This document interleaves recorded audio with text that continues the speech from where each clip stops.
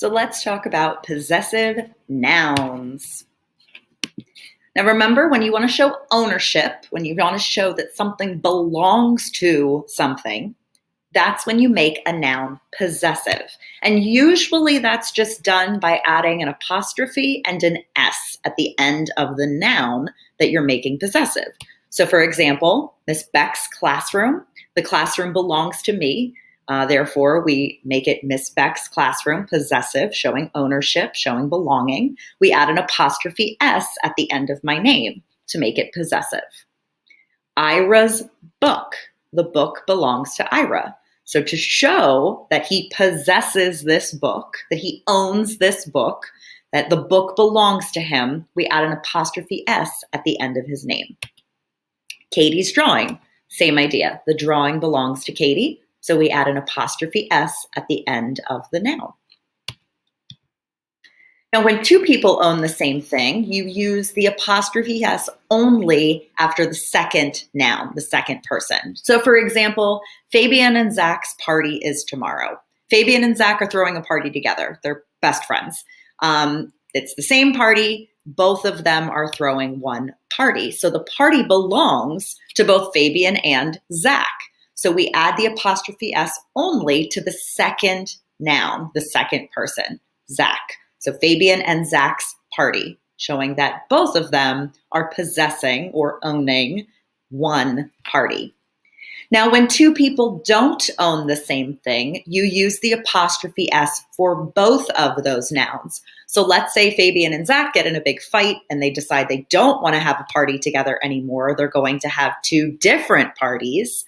The sentence would then look like this. Fabian's and Zach's parties are on the same day. One party belongs to Fabian. The other party belongs to Zach. They're two different parties. So we use two apostrophe S possessive endings to show that two different people own two different things. Now, when a possessive noun is plural, and it already ends in an S. It follows one of those standard plural rules, S, I-E-S, E-S. You just add an apostrophe to show ownership. So the students' tests, there are multiple tests. They belong to multiple students. Students already ends in an S because it's plural. So it just gets an apostrophe at the end of the word to show ownership. Same thing here, the teachers' classrooms. There are multiple classrooms that belong to multiple teachers. Teachers is already plural with an S on the end, so we just add an apostrophe. Now remember, there are nouns in the English language that are known as irregular plurals, meaning they don't follow those normal S-ending patterns. For instance, mouse, the plural of that is not mouses, it is mice. It's an irregular plural that doesn't end in S. So if it doesn't end in S, you add the apostrophe S to the end in the same way you would do for a singular noun. So for instance, the women's dresses. Women is the irregular plural for woman. So there are multiple dresses. They belong to multiple women. But because women is a plural that doesn't end in S, we have to add an apostrophe S to the end of that word.